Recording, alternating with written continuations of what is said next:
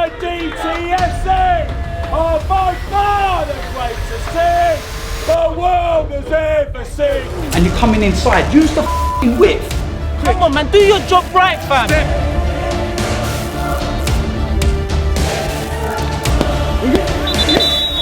What they want to see you, right? Seriously, I f***ing love you, man. Fucking came through them hearing it. Yeah! Let's go. Yes!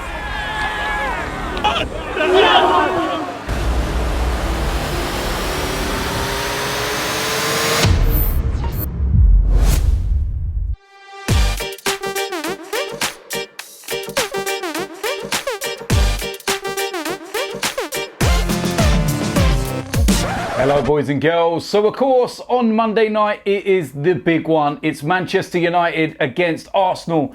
A fixture over recent years which has decided titles. Now it kind of feels like a fixture that it's deciding 5th or 6th place. But we want to change things like that. So for this video what I'm going to do is I'm going to do a combined Arsenal and Manchester United 11. Now, this is not going to be the current players that are available for the game on Monday. This is the whole squad in general. So if there's any injuries for either side, they can be included. So I will give my thoughts on what I feel will be the best 11 if we were to combine both sets of players. Now, you may have seen me do a video like this for the Spurs game. And I picked 11 Arsenal players. Well, that's because I don't like Spurs. Everyone knows that. I don't like Man United. But I've got a bit more respect for them than Spurs. And there are some Manchester United players that I do rate and I will include in this 1 to 11. So, with that said, let's go and get into it because no doubt it's still going to cause debate. In goal, we've got two options. David De Gea, Leno. Now what I will say, if we were basing this decision on the last year, you would have to say Leno, because David De Gea has not had a great year. But that doesn't take away how good David De Gea is. I don't think he's the best goalkeeper in the Premier League anymore. I feel the likes of Alisson and Ederson have overtaken, him in that respect. But you cannot take away what an unbelievable goalkeeper he is.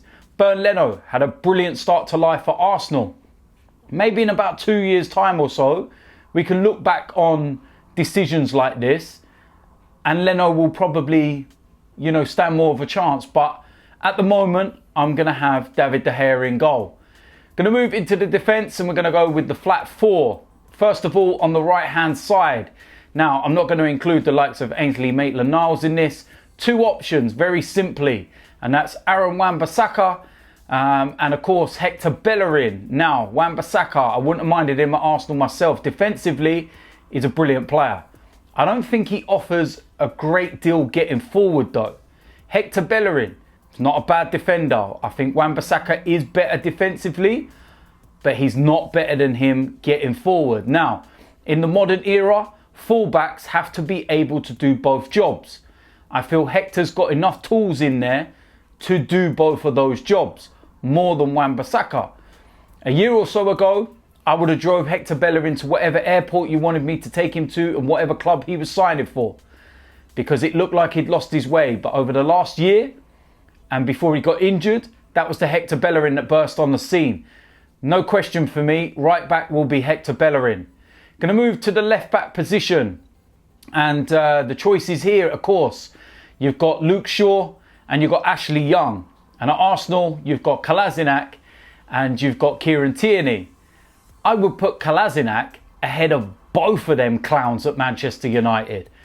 But now we've got someone who will overtake all of them. And that's Kieran Tierney. I don't even need to get into a debate about this. If anyone disagrees with this, I suggest you start watching another sport.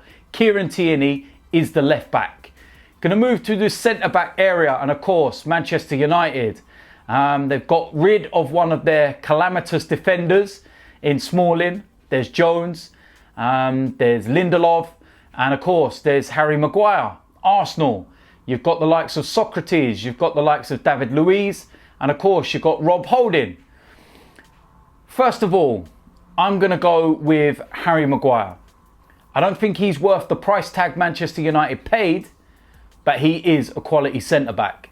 And given the likes of Sokratis, Luiz, etc., he's better than them. So I have no doubt whatsoever I would put Harry Maguire as one of my centre-backs. Next to him, I'm going to go with Rob Holding. And I feel that we need a centre-back that's comfortable on the ball, someone who can receive the ball under pressure, can play between the lines, and Rob Holding does that for me. Lindelof had a decent season towards the end last year as well, but no, Rob Holding. And really, I don't think too many people can argue with that. I think Manchester United fans probably will. I know they might even mention Eric Bailly, but he never ever plays. He's always injured. I could have mentioned Mustafi, but that would just be taking the piss, even though he's done well the last couple of games, to be fair to him. But no, I'm having Rob Holding. So my back four, I think that's a solid back four, and I'm pretty happy with that, along with the goalkeeper. Going to move into the midfield area. The players we've got to look at, of course, with Manchester United, you've got the likes of Paul Pogba. You've got the likes of Matic, Mata, McTominay. And at Arsenal, you've got the likes of Mesut Ozil, you've got Dani Ceballos, you've got Guendouzi, Joe Willock, and Lucas Torreira. First player I want to look at is a defensive-minded player, someone that's going to sit and protect the back four. And I suppose the two players you're looking at are Matic and Torreira. And for me, there's only one winner, and that is Lucas Torreira. I think even Manchester United fans would pick Torreira over Matic. The things I see Manchester United fans say about Matic doesn't even go without question. Simple. Next player, I'm going to look for one of the creative players. And of course, with Arsenal, you've got the likes of Dani Ceballos, Mesut Ozil. And then, of course, at Manchester United, you've got Paul Pogba. And for me, it's Paul Pogba. He will get into the side. Hasn't really been great at Manchester United in comparison to his time at Juventus. There's been little spells here and there when Solskjaer first took over. Pogba was flying. But I tell you something, if you can get this guy playing, he is world class. It's as simple as that. And Dani Ceballos, he's still a young lad, he's still learning. And he's going to be an unbelievable talent in a few years' time. But at the moment, it would have to be Paul Pogba all day long. Next player, I'm looking for someone that's going to be a bit like the box-to-box, the traditional kind of number 8 role. And I suppose with Manchester United, you've got the likes of Mata. You've also got the likes of McTominay. And at Arsenal, yeah, I suppose you could include Dani Ceballos in that. But you've also got to look at the likes of Guendouzi, and you've also got to look at the likes of Joe Willock. And for me, the player that I'm going to pick is Guendouzi. Joe Willock, I think, is doing brilliant at the moment. But he's still a young lad, he's still learning. And in a few years, maybe he would get into that starting lineup. Manchester United, sorry, no. Mata is finished. And McTominay, he's not even close to being the levels of Guendouzi. Guendouzi recently got called up to the French squad, actually in replace of Pogba, who was injured at the time, ironically. And it shows just how much he has shown in his time at Arsenal over the last year. Unbelievable talent, and I can't wait to see what he's like in a few years' time if he's like this already. So I have no problem whatsoever, and that's Guendouzi. Going to move into the attacking area, and I suppose this is going to be a bit of a fun one. And Manchester United, they've got rid of the likes of Lukaku, Alexis. I suppose you're going to have to put Jesse Lingard in there, even though the only time he ever turns up is at the Emirates when he makes it the dance floor. You've got the likes of Anthony Martial. You've got Marcus Rashford, and you've also got the young lad Greenwood. Well, first of all, Greenwood, let's take him out of this immediately. Let's put him aside because there's absolutely no chance Greenwood would get in a combined 11. He's only just burst on the scene. He's 17 years old. Absolutely no chance whatsoever. So, first place we're going to go. Do you know what? Actually, I forgot about him. Manchester United as well. The new signing, Daniel James. How could I forget about him? He's there as well. But first of all, we're going to go with that right-hand side. And Daniel James has been playing on the left. So with the right-hand side, I think you've probably only got Jesse Lingard. And then for Arsenal, Nicolas Pepe. Please, please, please don't be an idiot and try and compare the two. Because there's only one winner all day long, and that is Nicolas Pepe. You could put Daniel James on that side and Nicolas Pepe would still start ahead of him. They talk about he scored 3 goals. It's 3 goal contributions this season. He's had a great start to life at Manchester United. But he is not Nicolas Pepe, who also has 3 goal contributions to Arsenal, 2 assists and a goal. Simple. Nicolas Pepe starts on that right-hand side all day long. On the left of that 3, of course, you've got the likes of Anthony Martial, Daniel James, and Pierre-Emerick Aubameyang. There is only one winner, and it's the Golden Boot winner, Pierre-Emerick Aubameyang. Do not tell me that Anthony Martial, let alone Daniel James, is anywhere near the league of Pierre-Emerick Aubameyang. The amount of years this guy has been goal scoring for fun is ridiculous. They could not even lace his boots. And like I said, Golden Boot winner last year, do not even get me started. Pierre-Emerick Aubameyang goes on that left-hand side all day long.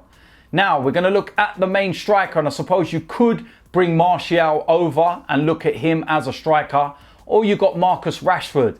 And with us, you've got Alexandre Lacazette. Now, let's go with Martial first of all. No. Hasn't hardly played as a striker for Manchester United. So if you're telling me he's a better number 9 central striker than Lacazette, no chance. Not a hope in hell. Marcus Rashford, please. The most overrated player at Manchester United, in my opinion. Why does everyone hype this guy up? I don't get it. I really don't. I don't rate him in any way, shape or form. I'm sorry. And better main focal striker than Lacazette. Behave yourself, man. No doubt, no questions. Alexandre Lacazette, he goes as the main central striker. So there we go. That is it. That is my combined Arsenal and Manchester United 11. Let's run through it. De Gea in goal. Bellerin at right back. Harry Maguire and Rob Holden as centre backs. Kieran Tierney as a left back. We've got Lucas Torreira. We've got Guendouzi and we've got Paul Pogba. And the attacking 3 are Nicolas Pepe, Pierre-Emerick Aubameyang and Alexandre Lacazette. That's 8 Arsenal players to 3 Manchester United players. And I don't think there's too many that you can question. Some will look at the right back position with Wan-Bissaka maybe. And some might also look at the central defensive area with Lindelof and Rob Holding. But everywhere else, please don't insult me by trying to include any Manchester United player in any of those positions because it just won't wash. So anyway, that is it. Let me know in the comment section whether you agree or disagree. What would your combined 1 to 11 be? Do you agree with that? Are you happy with that? So yeah, let me know in the comment section. There's going to be a lot of videos coming up. There's going to be a preview to the Manchester United game. There's a match day vlog. There's going to be the player ratings. Blood Brothers episode 2 for DTFC is coming out on Tuesday as well. And I can't wait for you to see that one because there's a few funny moments in there, shall we say. But listen, let me know in the comment section. Smash a like. Make sure you subscribe. And I'll see you lot soon. I'm out of here.